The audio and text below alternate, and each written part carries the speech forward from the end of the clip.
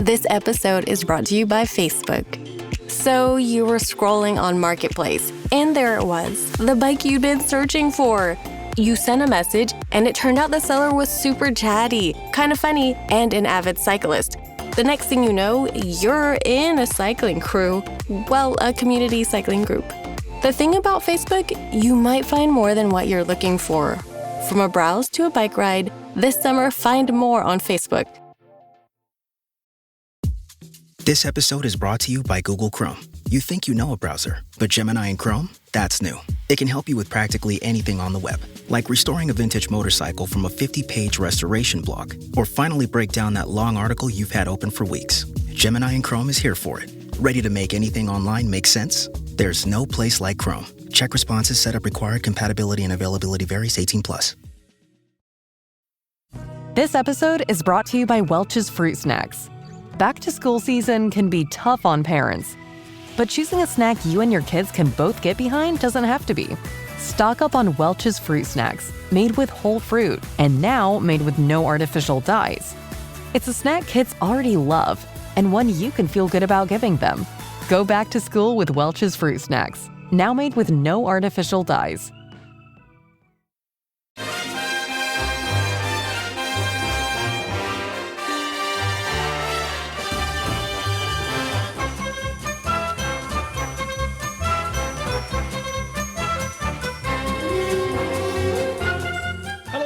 Welcome to How Are the Podcast. It's Gav, and we are here today to chat all about Sunderland against Leeds, which is taking place in the wee hours. I mean, from this point, you listening to this, it's probably around about a day or so, depending on when you pick this up in the morning, but still, it is kind of today. So we're calling this a match day preview, and join me today to chat about all the action in New Jersey. First off, we have Ant Watson. Hello, mate.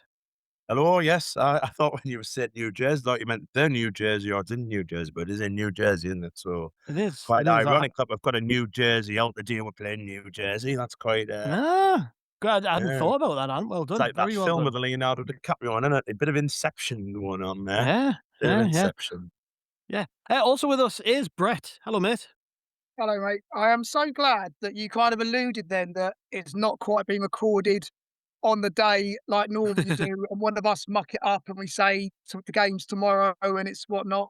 I've been trying to work out what day it's actually meant to be, but yeah, I'm very, very good. Thank you, mate. Very good. Yeah. Well, Brett, to be fair, that is normally me. So I didn't want to say it, Anne, but yeah. Yeah, he's had a couple of shout outs recently because of that. Who was it the other day, did it? I can't remember now. Somebody done it the other day and it was like, oh, he's done an ant. But there we go. It's become a thing. Yeah, Leeds then, it's a weird one, this, playing a Premier League team. I said this before the Liverpool game. And I asked James Nichols this, and I'm gonna ask you this, and because it's still a relevant question. Do you like playing Premier League teams in pre-season or not? James wasn't keen on it. I was more in the camp of I quite like it actually. It's similar intensity to what we're probably at, and we're going to be playing these teams next season, so it's a gauge of things. But like, where are you at with it?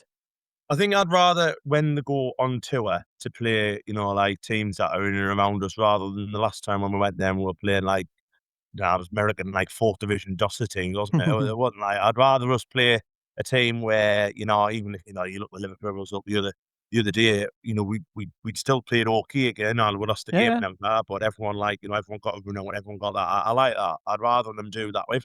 If we were just at a home or like a European kind of tour, I'd rather us play, separate sides. But when it's going over there, yeah, I'm happy. I'm happy with that, to be totally honest with you. And I think the other teams would be happy that they're playing us rather than, your Orlando Pirates or whatever. So I'm okay with that, to be honest.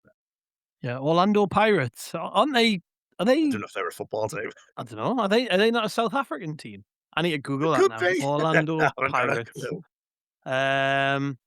Yes, they are. They're South African. Although I guess Orlando, Orlando, US. I get where the confusion came from. Same question to you, Brett. What do you think about playing Prem teams? I'm a bit on the fence with it. Bit of both. I can see the benefit of playing, as you said, you're playing teams that like Leeds and Liverpool are at the same level pre-season wise. They've both got players coming back, joining halfway through, and so forth. So in that sense, it's good to judge where you're at with them. It's also fun though to play like really random teams, like Orlando Pirates, for example.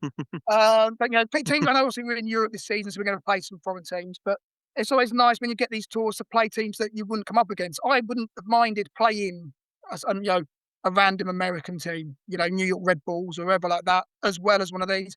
To be honest, I'd much rather play someone an American team than Wrexham. So it's. I mean, but they no, are basically an American team now, aren't they? they might as well be Disney FC. So it's. Yeah. But no, so I can see there's pluses and cons of this one for me.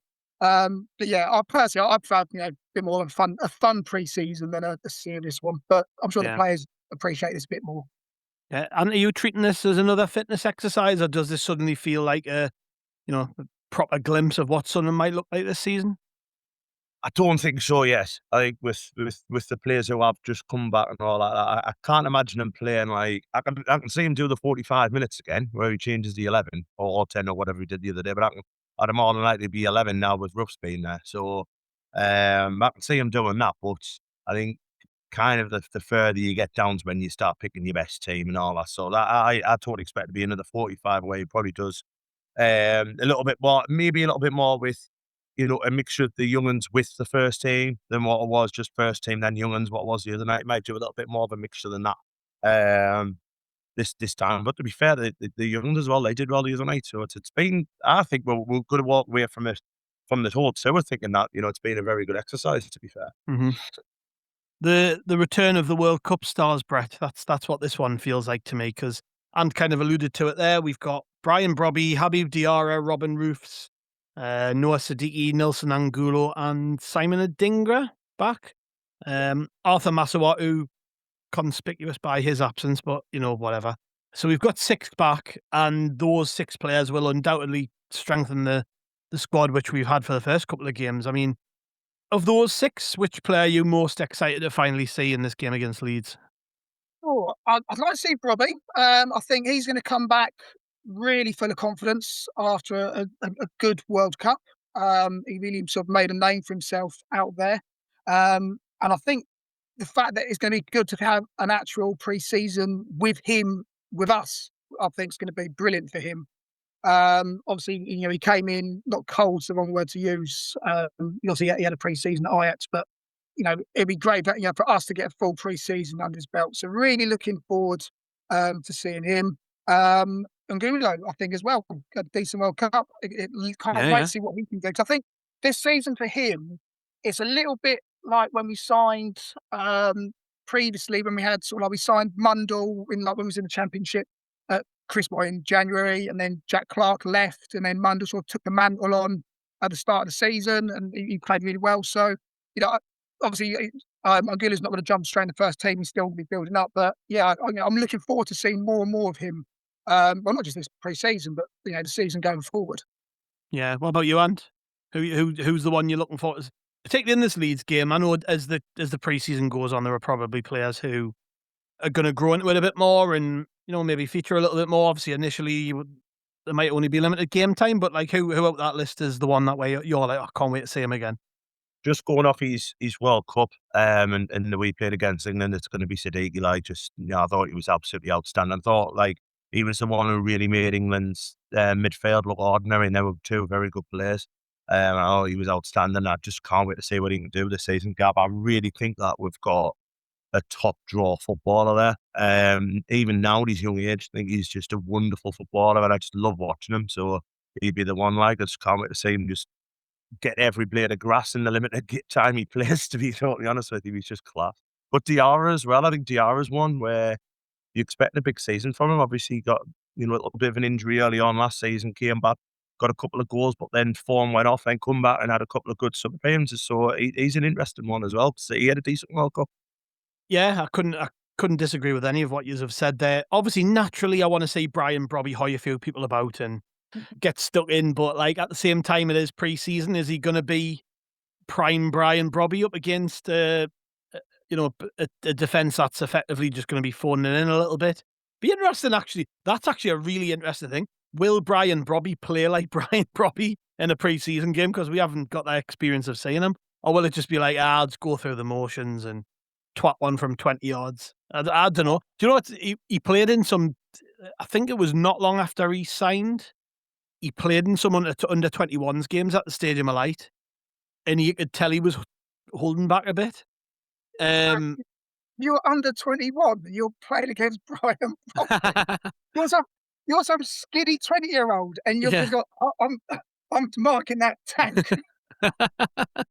Let's see. I think I've just stumbled upon my biggest point of interest in this game. Will he like chuck himself around like he does in normal games, or will it be like a more reserved Brobbey that we haven't seen before? I don't know. It's going to be interesting. But I another one to chuck in there is Roofs for me. Just love Robin Roofs. Him and Melker Elborg, very different goalkeepers, and not in a bad way by any sense, but Elborg's had a decent chance actually the last couple of games to show what he can do, and yeah, it'd be nice to see Robin Roofs back in and see what he looks like in them new kits as well, because I'm sure he'll fill them out a little bit more than Melker Elborg did at York in that green one. Bless him, it was hanging off him. And we were talking about what could possibly happen there. Could one of these players completely change how we've looked so far in pre-season based on the way we've set up and stuff, do you think? Sorry, go on. No, after you, man. I think if you go on the way that they played against Liverpool, and the way like the face seemed to get a lot of the ball, didn't he? And he was going on a lot of them mazy runs.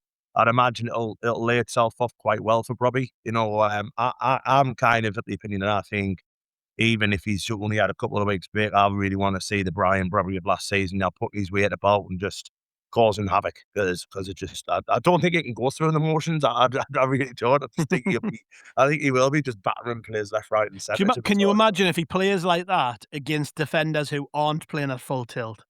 How they'll soon wake up. Give it 5 minutes. They will, yeah. But when you looked at what he did for the Dutch in the World Cup, a lot of it came through like being in the box and being like that fox in the box a little bit. So the way like we kind of played on against Liverpool, I'm never going to say it, I don't remember where it was.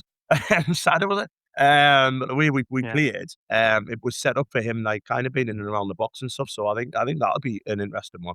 I think it's like, even though it is, I don't really care about pre-season and stuff like that. I really don't care about results or whatever. But I think the night's going to be a really interesting game. I really do. Yeah. I think the only player who didn't get a mention there, Brett, was Simon Adingra. Poor old Simon Adingra. He's been forgotten about, hasn't he? Bless him. Is this effectively a fresh start, do you think, for him? Or do you reckon the club have already made their mind up? Because we've already seen in this pre-season, Timo Tutierov looked like he was probably going. And if he'd gone before the York game, I don't think many people would have batted an eyelid. Now he scored 2 goals and scored that screamer at York. People are like, I want to see a bit more of him. So, what do you reckon with Adingra? Because there are rumours flying around on that he's, I think West Ham apparently in talks with him. Monaco want him back. Like, he's obviously wanted by other clubs, but could there be a route back even through pre-season games? I don't think so, to be honest. The fact that he's there says to me that there's obviously an opportunity. Because if the club are sort of like were washing their hands with him and they were going to just move him on, but maybe even for a loss, then he wouldn't be in America right now. I think the fact that he's there, and I think that's the right thing to do. We've got this player that he had flashes last season, and bizarrely enough, I think his best game was against Leeds at the Stadium of Light last year. So, there's a player there. Is he going to make it? Obviously the jury's out, but yeah, for me, give him a fresh start. He's got every opportunity now to try and do something, get himself into the team. Show us what he can do, and that's all he can do. If he wants to take it, there's an opportunity there for him. So, I personally think, give him the benefit of the doubt. He's been away, he's come back, fresh start for me, and let's see what he can do. If he stinks the place out, then obviously we'll bin him off. Yeah. New season, new opportunities, or is he simply putting himself in the shop window end?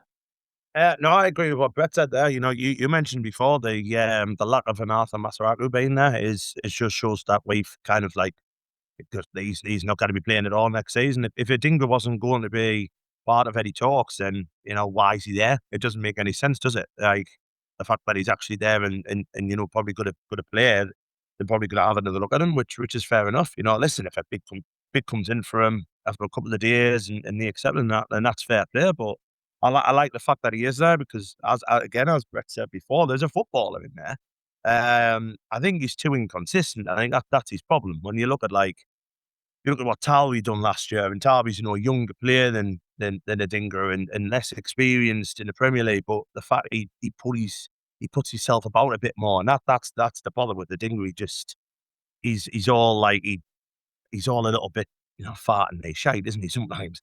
But as Brett said before, the goal he scored against Leeds last year was superb. So even if he's doing this, putting himself in the shop window, getting himself some game time to go to a club or whatever, then that's fair enough. But yeah, it'd be nice to see. It'd be nice to see him. It'd be nice to see what he can do. Whether it's for us or whether it's for another club down the line, then I'll be getting him some game time. It can't hurt, can it? No. I don't know about you, Brett. When I seen the video the club put out where all the players were coming back and shaking hands with all the lads, it made it feel a bit more real pre-season, like we are edging closer. Like, as much as I enjoyed the York game and I thought the elements of the Liverpool game were enjoyable, this is starting to feel more like our actual team now. We're only missing 4 players, I think. I might be wrong there. Have I missed any? I think Xhaka, Alderete, Talby, Meunier. Was there anybody else that hasn't come back yet? I think that's it, isn't it? From the World Cup contingent. I was thinking Meunier was the 4th, and I can't think of it. There's possibly someone, and people will be screaming at their phones or their dog or whatever. Listen to this. But it does feel, it's starting to feel a bit more like, this is us now, isn't it? I think, especially when you see the big boys like Brobbey, being put through their paces and stuff, and say, aye, this is proper pre-season now. It is. It's getting really exciting now. And just as you're saying that, when you said the players that weren't here, just a side note of how exciting it'd be to see Xhaka in that the Academy like car park walking in. Yeah, has been very exciting. But no, talking about the lads that have come back, it's brilliant. It's brilliant, and it's also really nice because they've all come back. Obviously, barring moves who didn't play, but from the World Cup, you can feel really proud of them. And it's like, yeah, these are our boys are back now. They've done their business. And it's massively strengthens the team. It looks, the team we played against Liverpool wasn't, to be fair, a bad side, but all of a sudden you've got 6 players there or 5, plus Adingra. There's at least 5 that really come in and improve that team. So yeah, that Liverpool game, Brett, there was only 2 players who signed last season in that team. Every other player who started the game had played for us in the Championship. So it just shows you, really, we are missing basically a full team of players. It is. Well, I say it's in total.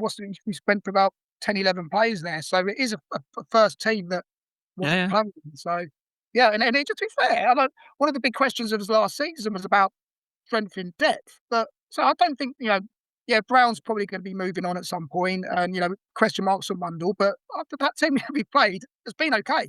It's been an okay team. So. Yeah, no, really excited to see the World Cup lads backs. Yeah.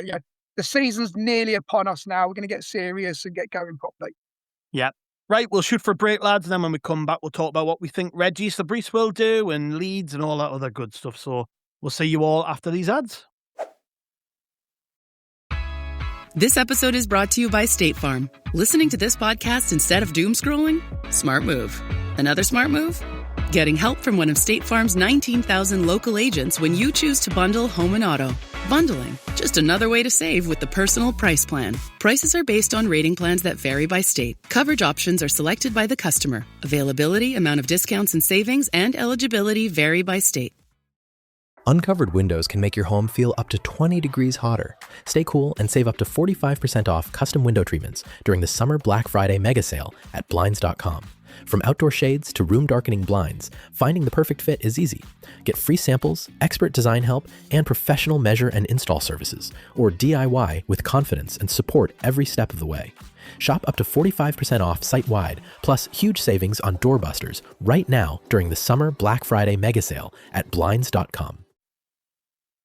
Welcome back to How Are the Podcast, and we're about to get into team stuff. I know we kind of touched on it there with the lads who are back and all the rest of it.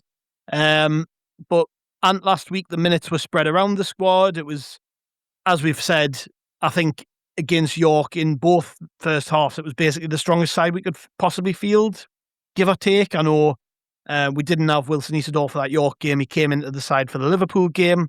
We then fully changed the team at half time against Liverpool, and it was, other than, Melker Elborg got it, I think maybe in the 15, 20 minutes before Simon Moore came on. Otherwise, it was literally kids plus Sealt and Helder who've got no real future here. So obviously there was a big difference in quality. Now that Regis Lebris has got another 6 players in that pool, what do you think you'll do? Do you think you'll maybe do more of the same, where it's like, this is my strongest team, then in the second half he gives another load of players a grab? Will he go, it's time to up the ante a bit? You lot are going to get an hour or so, or certain players are going to get an hour or so, others are only going to get 45. Will the lads who've returned from the World Cup only get a half? Will it only get half an hour? Like, how do you see him do this? Or could he do what Liverpool did and basically mix the squads, so it's not like neither team is the strongest, but both sides has relatively strong players in? Like, how do you see him approaching it?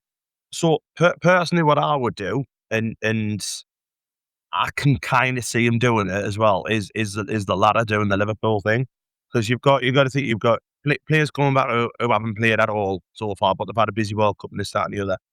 I can't see them playing any more than 45. But then you've also got like players who've, the likes of Enzo Lafay, who's played like 2 games, hasn't he? Played like two 45s and all that stuff. So he's already like, slowly but surely getting himself back to fitness, and he's looked class, hasn't he? Like in the games that we've seen, and he just doesn't look as if he's been away. It looks as if he just kept on going. And we've seen some good improvements from Riggy. I think he looks a lot more like bulkier, doesn't he? Looks as if he's put a little bit more a little bit more weight on. But then you mentioned Tukyarov, who's actually impressed a lot. Come on and scored a couple of goals, hasn't he? So it wouldn't shock me if he just mix and match it a little bit, where he plays like maybe a 3-3-4 kind of thing, where he plays like 3 of the ones who've already been, 3 young uns and 3 returnees, then your goalkeeper, and then do the same in the second half, because that would work out. I think it would work out to be round about the same kind of minutes. That's probably what I would do, and it just makes it like it's fair for everybody. But then he also as well might be thinking, well, I need so-and-so to play 60 minutes now to build his fitness up. So it is an interesting one. If we're on about, like, if this was the 3rd game of the tour we were going to be playing on, I'd be all for saying start giving the likes of Enzo, who's going to be playing regularly next year, 60 minutes, give probably 60 minutes.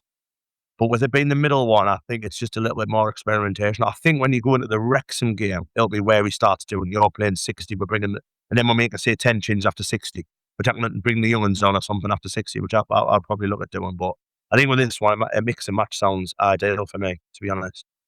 The other thing which I didn't mention there, Brett, and it's just come to us, is obviously the Wrexham game's only on Sunday, so there's not a lot of time between the games. So could he effectively split the squads over 2 games? So you'll have half of them get an hour tonight, and the other half get half an hour.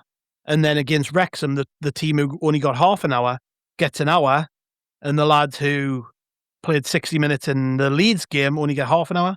I mean, maybe he could do that. Like, what do you think he'll do, Regis? Because it was noted on, I think it was noted on the last pod, for the last game, that he tends to like to pick a strong team for a pre-season game.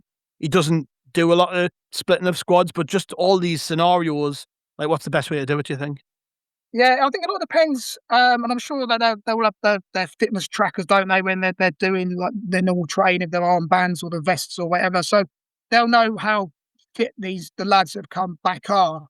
I wouldn't be at all surprised, a bit like what you're saying there about having a 60-minute, like for one group, 30-minute, and then swap them around for the Wrexham game, because then obviously you're kind of building up for, you've got that Lens, 2 games against Lens on the same day, and then maybe that's sort of what earmarked for your 90-minute, get them up to 90 minutes into something in that game.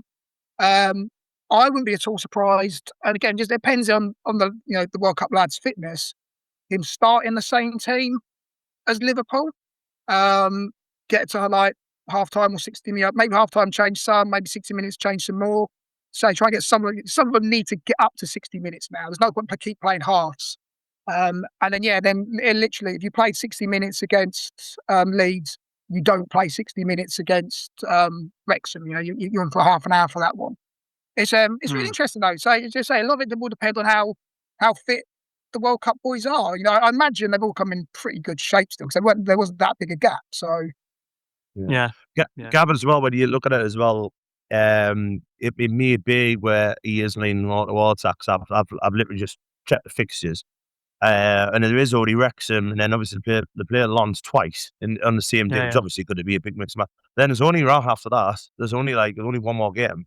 And that's and those 4 players who aren't back yet are going to be back for that double header, so they're going to get their minutes. So you've got to factor that in too. So it's interesting. Now I've said it. I think he might do 1 hour 30 minutes in both games. Yeah, So I'm leaning more split it towards that. You know, obviously seeing the fixtures left, it wouldn't shock us either way, to be honest. But it might be where he says, "Well, I've done my 2:45s," which is what he's done. Obviously, York and Liverpool. I'm now going to turn it up the ante for these two, do the 60 and all that, and then when the other lads get back, when we've got Lens and we've got around the week after, this is where obviously the wrong game, the last one is going to be. He's got to put his first team out, isn't he? Because he's got to be the best possible team there, and then he's changed up this, that, and the other. But the Lens one, going to be definitely, you would say, it's going to be 2 different sides for them. So it wouldn't shock me where he just says, "I like this is where we up it a little bit more now. We start, get more minutes in the legs for the players who are going to be playing a lot of football next season."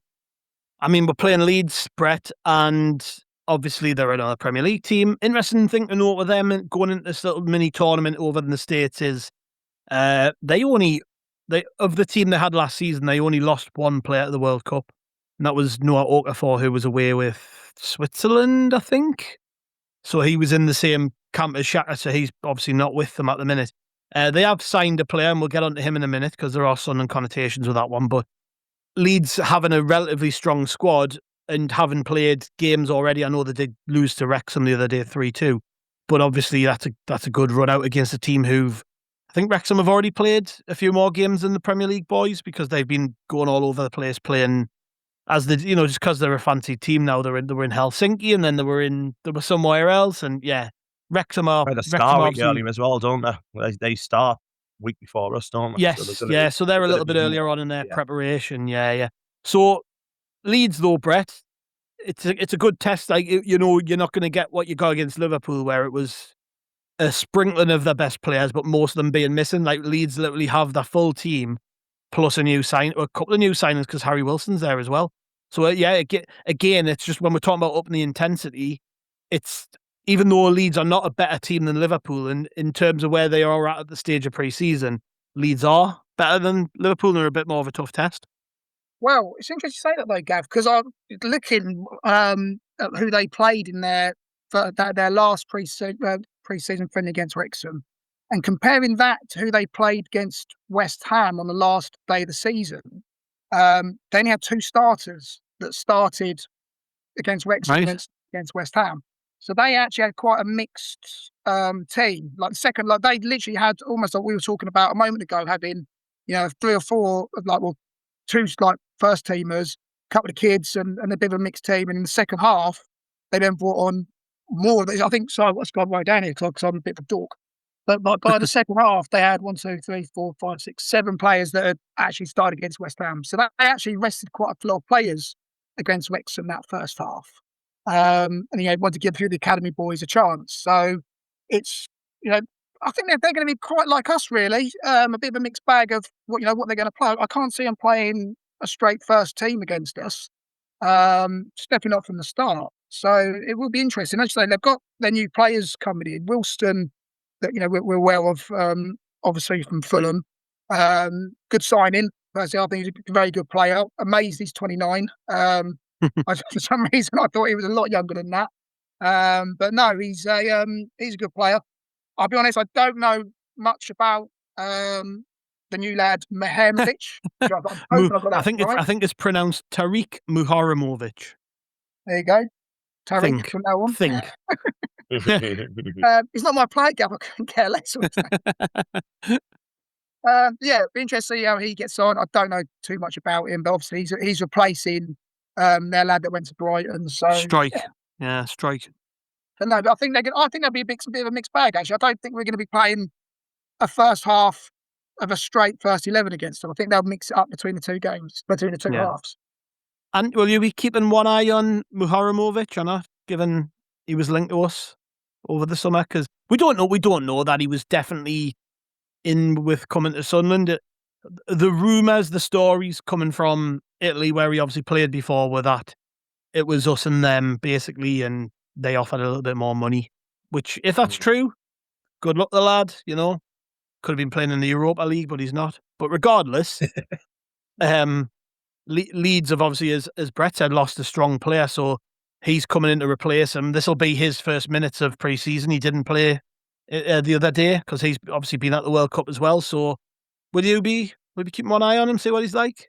Hoping that he gets his arse torn out by Brian Brobbey? Well, that's what I'd be looking forward to, seeing him battering himself off Brian Brobbey, to be honest. But like I say, we don't know if how heavy he was linked or anything like that. But listen, as Brett said, he's not a player I don't really care about, to be totally honest with you. But no, I mean, it's a good test for him up against Brobbey, isn't it? Because obviously they're going to be coming up against each other next season. So I can't remember regarding Wilson. I think Wilson's a really good signing for them, and but the problem is with Harry Wilson, he's obviously gone there on a lot of money, because I think he would have been sought after by teams who maybe were challenging for Europe or in Europe. Because I was quite surprised we were never in for him.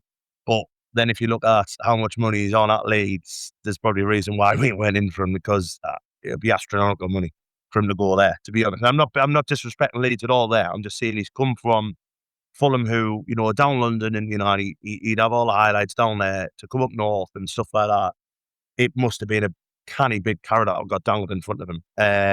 So yeah, he's a good player. He's a really, really good player. So, you know, obviously we'll have to be aware of him. And in the both games we played, Leeds were both very, very, you know, close matched games. Obviously we got out with a really good smash and grab down there, didn't we, through a Diarra penalty. We had to absorb a lot of pressure without them really creating too much. I think Elborg didn't have that much to do. But was it Elborg's debut or his second game or something? So it wouldn't have been like second, maybe, yeah. It was second, but yeah. it was, we were all worried because we thought, oh, this is going to be really tough for him. He's going to be under bombardment, but he did well. Yeah, he did. And like I said, they didn't really create a lot of chances, and we just went out there and you know, defended brilliantly, as we always do.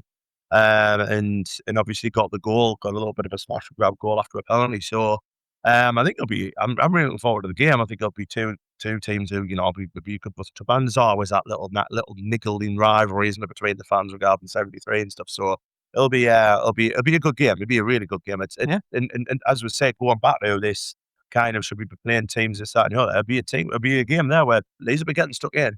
Both teams will be getting stuck in, so it'll be a good watch this, I think. Yeah, hope so. Rather than asking for daft things like score predictions on a bloody pre-season game, I'm going to ask you something a little bit different. Brett, 3 things you want to come away having seen from this game. So I'm not asking you to predict the score, but what, like, at the end of all this, 3 things you're like, yeah, this is what I want to have seen out of the performance, out of the lads. I want to see, it was great to see someone like Isidore or Bobby getting a goal. Always helps any striker getting off the mark. I'd like to see more, like, I won't not say more, but let's say, yeah, more of what we're seeing, where, like, with Rig and Lafay at the moment, like, really getting good understanding and connections going, some great little passing moves between each other. And so that's, like, between them two is really good. I'd like to see that spread around the team as well. And well, obviously no injuries would be an absolute bonus. I suppose, isn't it, actually? I was going to say. That's 3. Well done. You can count to 3, Brett. Well done, mate. And what about you? Obviously the debut of the new strip, so I can't wait to see what that looks like. That's obviously on the pitch, because it just looks immense, doesn't it? It's a including Robin Rose looking at that Jimmy Montgomery, thinks he's going to look absolutely gorgeous, isn't he? So we'll say that. Just the new strip in general is first. Second, another strong performance hopefully from Chris Riggs. I think he's done really well so far in pre-season, and I think he's going to have maybe a breakout season in the Premier League. So that'll be number 2. And I do kind of want to go Brett regarding the striker getting a goal, because I do think that's important in pre-season. You hit the ground running in the pre-season, you go right onto the season with a lot of confidence. So I'd like to see one of Brobbey or Isidore, or if we're greedy, both of them to get a goal. Why not? Why not at all? Brett, it's the morning after. Well, you'll probably be bleary-eyed if you're staying up for the game like me. But it's the morning after the game. What's the one headline you hope Sunderland supporters are talking about coming out of this? The headline of Sunderland thrash Leeds for 7. Oh, that would be nice. I'd give her a bit of a confidence I boost. don't Go think on, it Ant. happened, but Yeah, why not? And what about you? Brobbey dominates Leeds back line. We'll get on that. Yeah.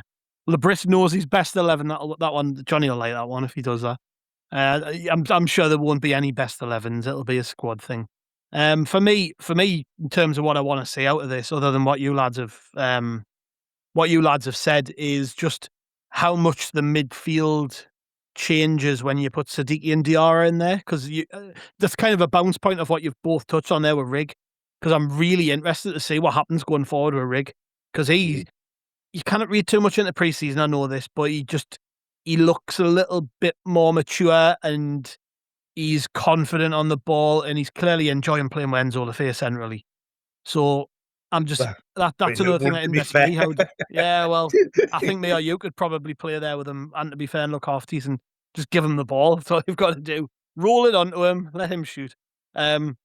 But yeah, lads, it's going to be fun, I think. I love watching Sunderland. I said this lots of times in the past.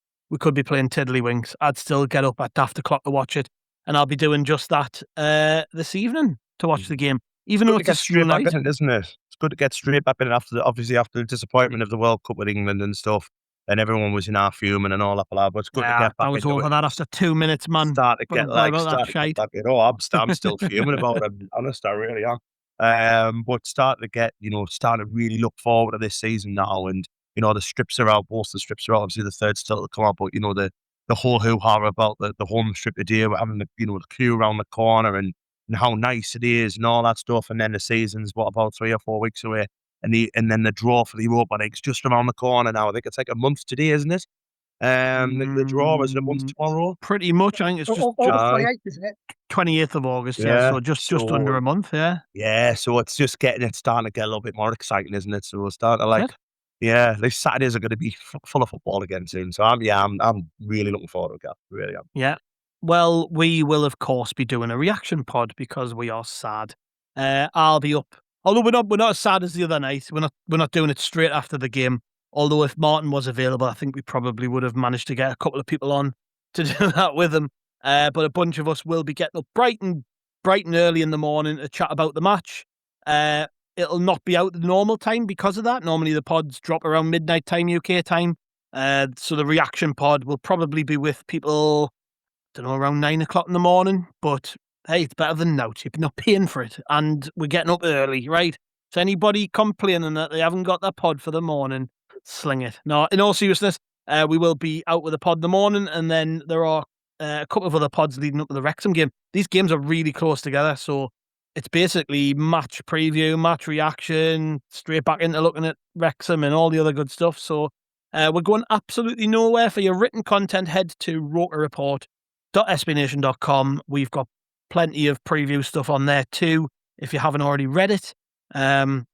Lots to catch up on with the pods as well. I mean, this week we've had all kinds. We've had Room 101 Part 1 and 2, where Andrew and Johnny tried to convince Chris to stick some more of their pet hates into Room 101.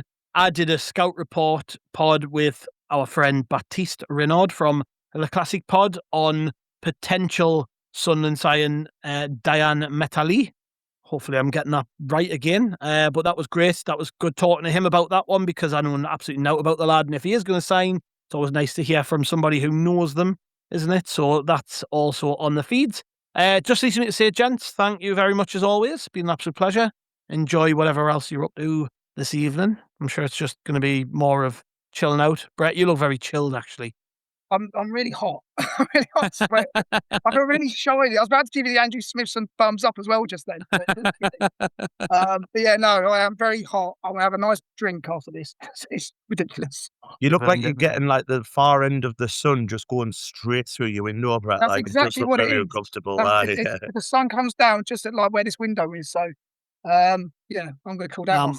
It's hot down south. Yeah, I'm on the cool side of the house. It's not too bad. It's been warm today. I will say Anyways, it for all three of us, so considering that no one can see us, but we all three of us look very, very summery though. Everyone's got a little tan. You know, we all look as if we've had a living holiday. I have got a bit of colour, like, but I'm putting that down to the white light that I've got on that nobody can see other than you two. Just gives you a nice little glow. Yes, thank you very much, chaps. Oh, thank you. Right, I'm going to end this podcast. Let's stop talking. Thank you very much, lads. Thanks to the listeners. We'll catch you on the next one.